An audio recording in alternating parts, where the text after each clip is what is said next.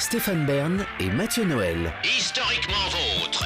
Chaque après-midi, on vous raconte l'histoire sans se la raconter. Et elle nous raconte des histoires dont elle seule a le secret.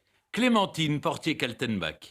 Oui, je vous ai promis de vous parler en fait de divorce, parce que malgré tout, quand les dames en particulier avaient des maris un petit peu décevants, elles étaient obligées de se les colter toute leur vie. Ouais. Mais la Révolution française a changé ça. En fait, pour faire très vite, si vous voulez, on divorçait relativement facilement depuis toujours. En fait, dans l'Empire romain, on divorce facilement. Ouais. Et puis tout au long du Moyen-Âge, souvent les messieurs répudient leurs femmes. On vient de le voir. Mais c'est toujours dans un sens. C'est toujours dans un sens. On vient de le voir avec la malheureuse Ingeborg, Isambourg en français, ce qui est très joli aussi.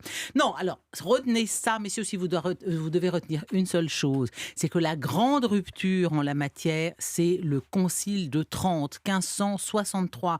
Le Concile de Trente, c'est un des conciles les plus importants de l'histoire du catholicisme, parce que à l'époque, c'est la réforme montante, donc il s'agit de contrecarrer la réforme.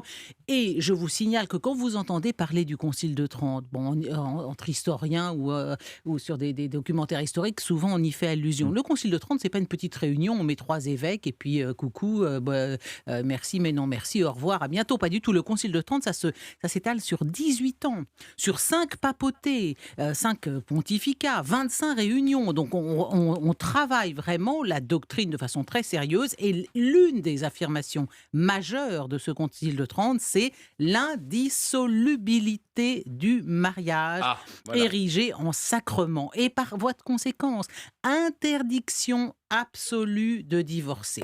Bon, ça va durer comme ça un certain temps. 200 ans plus tard, philosophie des Lumières, des Montesquieu, Voltaire, Diderot, Rousseau sont favorables au divorce et condamnent cette indissolubilité du mariage. Et alors finalement, je le disais à l'instant, c'est la Révolution française qui passe à l'action et qui bouleverse le mariage. D'abord, elle crée le mariage civil obligatoire.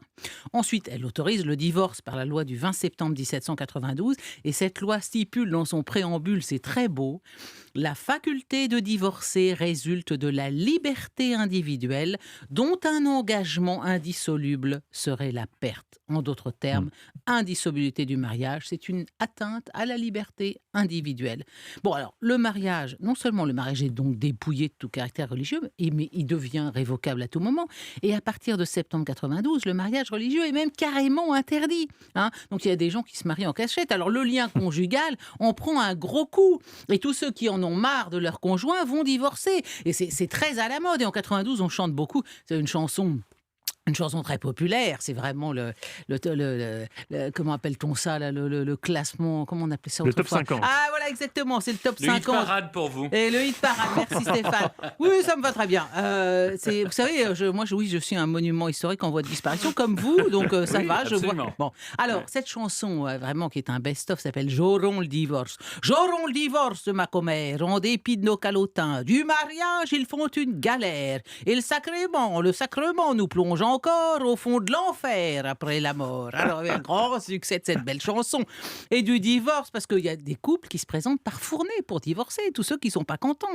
Et surtout que cette loi du 20 septembre 92 est totalement permissive. Alors, on peut divorcer par consentement mutuel, ça c'est très simple, à la demande d'un seul des 2 époux. Je veux plus de toi, mon coco, on divorce, et puis sans tambour ni trompette, ça se fait très facilement. Mais il y a déjà la pension alimentaire, tout ça, ou pas ? Non, bien sûr que non. Alors, pour simple incompatibilité d'humeur, vous divorcez. Bon, pour des raisons plus sérieuses, démence, condamnation à des peines afflictives ou infamantes, crimes, sévices, injures graves ou encore abandon du domicile conjugal, dérèglement des mœurs, émigration ou enfin en absence de nouvelles pendant 5 ans.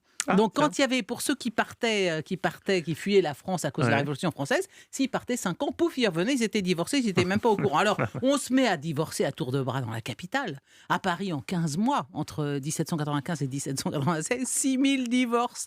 Et encore, il y a bien des femmes qui ont dû y renoncer parce qu'elles n'étaient pas indépendantes financièrement, donc elles n'avaient pas le choix de divorcer.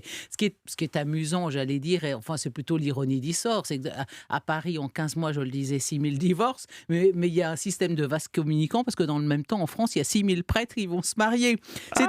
C'est-à-dire des messieurs qui, eux, n'avaient pas du tout la vocation, avaient été devenus prêtres ou abbés à l'insu de leur plein gré, en somme, et eux, ils ont voulu se marier.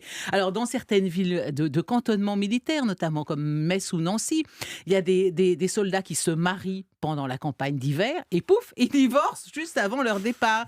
Et puis on va voir souvent de très jeunes gens, des jeunes ados de 14 à 16 ans. On peut se marier à n'importe quel âge? Ah oui, non pas à n'importe quel âge, mais 14-16 ans, oui, c'est autorisé. Et ils se marient, puis dès qu'ils se disputent, ils divorcent.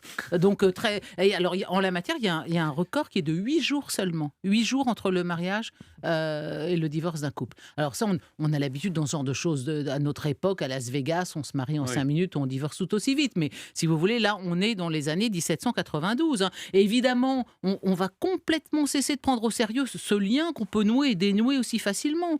Les choses vont un petit peu évoluer sous le consulat. Les gens en ont marre des cérémonies collectives. On est tous pareils. On aime bien être un peu la vedette le jour de son mariage. Donc, plus ça va, plus on va être autorisé à se marier un peu tous les jours de la semaine. Et puis, de temps en temps, on va pouvoir se marier religieusement. Ça va revenir, mais à 7 heures du matin, parce qu'il faut quand même que tout ça soit discret. Et donc, avant même, là, on s'achemine vers l'Empire, Napoléon, le consulat. 7 ans après cette loi très permissive, il y a quand même des voix qui commencent à s'élever, notamment au Conseil des 500. Le Conseil des 500, c'est l'équivalent de notre Assemblée nationale.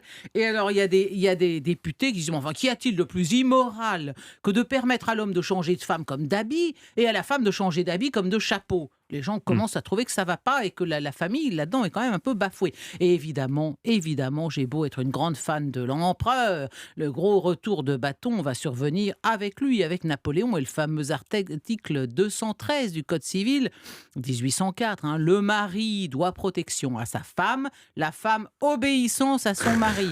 J'espère que mon mari n'écoute pas ce genre d'ânerie. Hein. Alors, c'est pas étonnant, puisque Napoléon lui comparait la femme à un jardinier. La femme est la propriété de l'homme, comme l'arbre fruitier et celle du jardinier. Et oui, alors comme la femme donne des enfants à l'homme, en gros, c'est lui qui la cultive, donc elle est sa propriété. Bon, alors Napoléon, là, c'est vraiment un caillou dans son soulier.